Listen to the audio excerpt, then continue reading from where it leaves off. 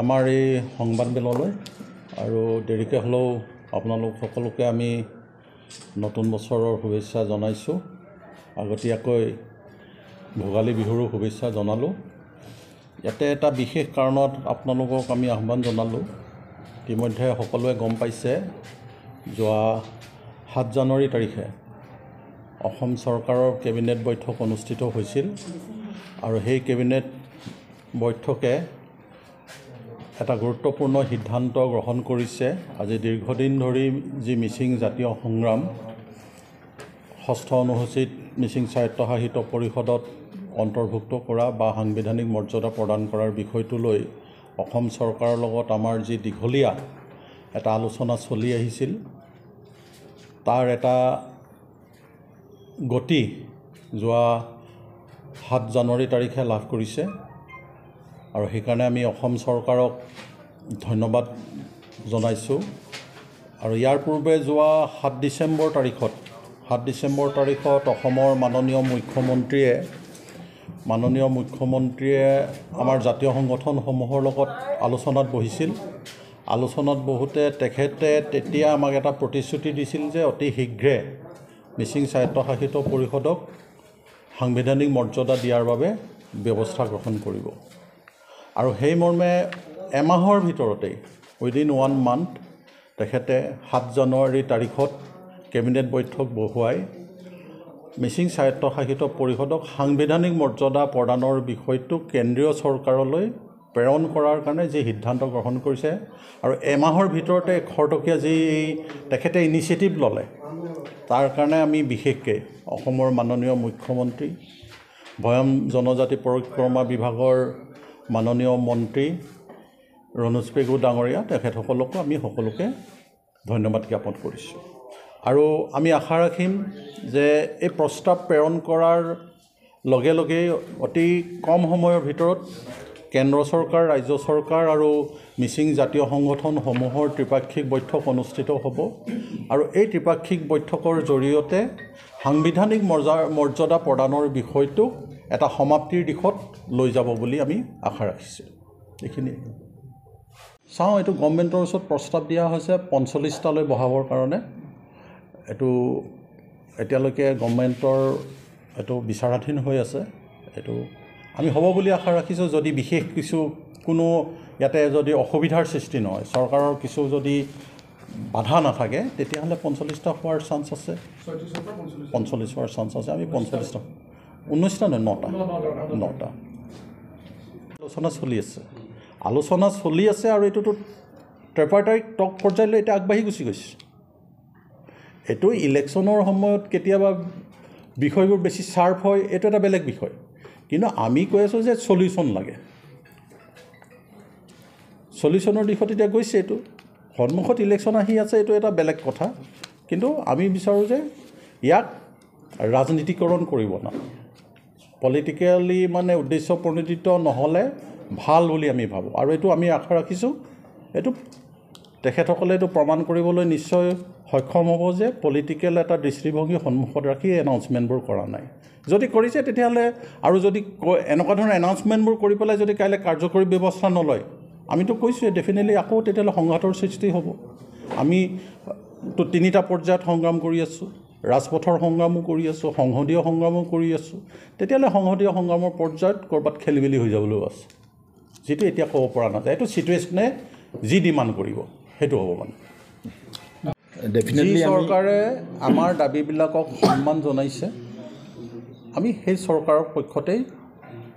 মাত মাতিম। যিহেতু এতিয়া চাওক, আমি বহু চৰকাৰ পাইছোঁ,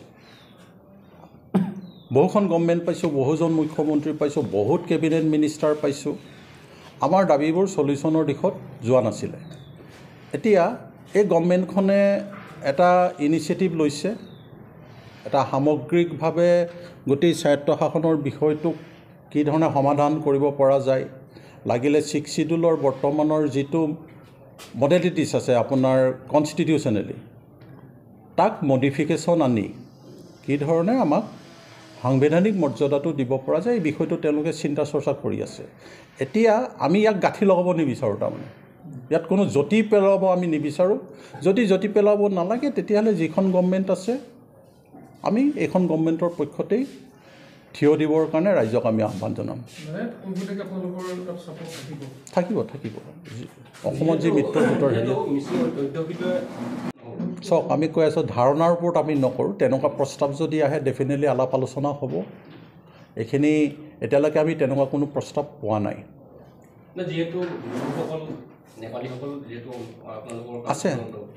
আছে বড়োসকল নেপালীসকল বুলিয়ে নহয় মিচিং অট'নমাছ কাউন্সিলটোৰ নামাকৰণৰ ফালৰ পৰা মিচিং অট'নমাছ কাউন্সিল কিন্তু এই কাউন্সিলৰ অন্তৰ্ভুক্ত যিমান ভাৰতীয় জনগোষ্ঠী আছে ভাৰতীয় সকলো জনগোষ্ঠীয়ে মিচিং স্বায়ত্তশাসিত পৰিষদক সা সুবিধাবোৰ উপভোগ কৰিব পাৰিব ইয়াত সোণোৱাল দেউৰী বুলি কথা নাই বিভিন্ন অঞ্চলৰ পৰা সেইকাৰণে আপোনালোকে দেখিছে বিভিন্ন জনগোষ্ঠীৰ প্ৰতিনিধি আমাৰ মাজত আছে আজি সোণোৱাল কছাৰী বা দেউৰী তেওঁলোকৰ জনগোষ্ঠীটো আমাৰ মানে কাউন্সিলত ৰিপ্ৰেজেণ্টেটিভ নাই এইকাৰণে তেওঁলোকৰ এটা সুকীয়াকৈ সোণোৱাল কছাৰী অট'নমাছ কাউন্সিল বা দেউৰী অট'নমাছ কাউন্সিল বুলি এটা কাউন্সিলৰ এষ্টাব্লিছমেণ্ট তেওঁলোকৰ আছে এতিয়া আমি ঠিকেই আছে তেওঁলোকৰ ফালৰ পৰা যদি কিবা প্ৰস্তাৱ আহে এটা বৃহৎ জনজাতীয় ঐক্যৰ স্বাৰ্থত বা এই অঞ্চলটোৰ সামগ্ৰিক উন্নয়নৰ সকলো জনগোষ্ঠীৰ সেই যি স্বায়ত্তশাসিত পৰিষদৰ অন্তৰ্ভুক্ততেই নহওক কিয় সকলো জনগোষ্ঠীৰ উত্তৰণৰ স্বাৰ্থত তেনেকুৱা প্ৰস্তাৱ যদি আহে নিশ্চিতভাৱে আমি আলাপ আলোচনা কৰিম অব্যাহত থাকিব ডেফিনেটলি অব্যাহত থাকিব হামাদাৰ দিশত যোৱা আৰু নোযোৱাৰ কথাটো এতিয়া অহাই নাই বিষয়টো এতিয়া কেবিনেটত সিদ্ধান্ত কৰিছে কেন্দ্ৰীয় চৰকাৰলৈ যাব ত্ৰিপাৰ্থিক বৈঠক হ'ব সেই বিষয়বস্তুটো আমি যোৱা ডিচেম্বৰ 7 তাৰিখে আলোচনা কৰিছোঁ 7 তাৰিখৰ পাছত এতিয়া জানুৱাৰী 7 তাৰিখে তাৰ ডিচিশ্যন হৈছে এতিয়া আমাৰ ডিচিশ্যন হৈ মেলি চেণ্ট্ৰেল গভৰ্ণমেণ্টৰ ওচৰলৈ গৈ আমি আলোচনা কৰিব লাগিব সেইটোলৈকে কমচে কমটো ৰখিব লাগিব তাৰ আগতে আমি কিয় আন্দোলনৰ কথা ক'ব এটা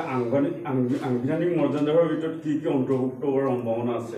তাত শিক্ষিতৰ অসম আহি পৰিব নেকি ডেফিনেটলি আহিব আমি যিটো কৈছোঁ যে আমাৰ মডেলিটি এটা আমি গভৰ্ণমেণ্টৰ লগত আলোচনাৰ মাধ্যমেৰে আমি ডিপাৰ্টমেণ্টৰ জৰিয়তে আমি মাননীয় মুখ্যমন্ত্ৰীক আমি ছাবমিট কৰিছোঁ সেই মডেলিটিটোত আমাৰ 6 শিডিউলৰ বিষয়টোৱে আছে এতিয়া সাংবিধানিক মৰ্যাদাৰ কথা অহাৰ লগে লগে চেণ্ট্ৰেল গভৰ্ণমেণ্টে 6 শিডিউলটো দিব সেই চেণ্ট্ৰেল গভৰ্ণমেণ্টে 6 শিডিউলৰ বিষয়টো যেতিয়া আলোচনা কৰিব তেতিয়াহে বিষয়বস্তুবোৰৰ মডেলিটিৰ বিষয়বস্তুবোৰৰ ত্ৰিপাৰ্থিক বৈঠকতে সেইবোৰ খোল খাব আৰু তেতিয়াই আমি আলোচনা কৰিম এতিয়া ডেফিনেটলি আমাৰ 6 শিডিউলৰ দাবীটো এতিয়াও অব্যাহত আছে সেইটো বন্ধ হোৱা নাই আমি নহওঁ যিহেতু আমি গোটেই বিষয়টোৰ ওপৰত সূক্ষ্মভাৱে দৃষ্টিভংগী ৰাখিম আমি যিখিনি দাবী চৰকাৰৰ ওচৰত উত্থাপন কৰিছোঁ আৰু চৰকাৰে কি ইনিচিয়েটিভ ল'ব তাৰ ওপৰতে গোটেই দিশবোৰ নিৰ্ভৰ কৰিব এতিয়াৰ মুহূৰ্তত কেবিনেট কমিটিয়ে যিহেতু এইটো এটা ৰিকমেণ্ডেশ্যনৰ দিশত লৈ যাব ইয়াক অসম চৰকাৰে সিদ্ধান্ত লৈছে যেতিয়া ইয়াৰ পৰৱৰ্তী পৰ্যায়ত ই কেন্দ্ৰ চৰকাৰ ৰাজ্য চৰকাৰ বা আমাৰ জাতীয় সংগঠনসমূহৰ আলোচনাৰ টেবুলৰ মজিয়াত ই কি ধৰণে এটা সমাপ্তিৰ দিশত যাব তাৰ ওপৰত সকলো দিশ নিৰ্ভৰ কৰিব আমি আমাৰ গ্ৰহণযোগ্যতাৰ ভিত্তিত যদি তেওঁলোকে দিব নিবিচাৰে তেতিয়াহ'লে নিশ্চিতভাৱে সংঘাত হ'ব আৰু আমি বিচৰা ধৰণে যদি তেখেতসকলে ইয়াক ন্যায্যতা প্ৰদান কৰিব বিচাৰে ডেফিনেটলি আমি তাক আদৰণি জনাম সেইটো কথা নহয় এটা সমাপ্তিৰ দিশত গ'লে আন্দোলনটোতো আন্দোলন কৰাৰ স্বাৰ্থত আন্দোলন নহয় আন্দোলনটো এইকাৰণেই হয় ইয়াৰ জৰিয়তে আমি কিবা এটা সমাধান বিচাৰোঁ তাৰ জৰিয়তে আমি কিবা এটা প্ৰাপ্য বিচাৰোঁ নহয় জানো সেই প্ৰাপ্যটো পোৱাৰ পথটো যদি মুকলি হয় তেতিয়াহ'লে নিশ্চিতভাৱে সাময়িকভাৱে আন্দোলন স্থগিত থাকিব এটা সফল সমাপ্তিৰ দিশটো থাকিলে ৰাজপথৰ আন্দোলন নাইকিয়া হ'ব কাইলৈ আকৌ বেলেগ বিষয় লৈ পেলাই ইছ্যু ৰেইজ হ'ব পাৰে কিন্তু তেতিয়া এই স্বায়ত্তশাসনৰ দাবীটোৱে নিশ্চিতভাৱে এটা মানে সমাপ্তিৰ দিশত গতি কৰিব বুলি আমি আশা ৰাখিম সেইটো আলোচনাৰ যোনদিনা হ'ব সেইদিনাই আমি গম পাম সেইদিনা আপোনালোকৰ জৰিয়তে আমি অসমৰ ৰাইজক মিচিং জনগোষ্ঠীৰ ৰাইজক আমি জনামেই অৱগত কৰিমেই কিন্তু আলোচনা হোৱাই নাই এতিয়া অসম গভৰ্ণমেণ্টৰ কেবিনেটে সিদ্ধান্ত কৰি চেণ্ট্ৰেল গভৰ্ণমেণ্টলৈ পঠিয়াইছে চেণ্ট্ৰেল গভৰ্ণমেণ্টৰ মাজত যেতিয়া ত্ৰিপাৰ্থিক বৈঠক হ'ব সেই সময়তে আমি কি হ'ব তাৰ সিদ্ধান্তটো বা সমাধানটো তেতিয়াহে ওলাব তাৰপিছতে আমি জনাম যিটো সমস্যা মিচিং স্বায়ত্তশাসিত পৰিষদক সাংবিধানিক মৰ্যাদা দিয়া এই বিষয়টো আজি 40 বছৰ হৈছে আৰু লগতে জাতীয় সংগঠন হিচাপে আমি মিচিং ভাষাক শিক্ষাৰ মাধ্যম হিচাপে আমি দাবী কৰি এইখিনি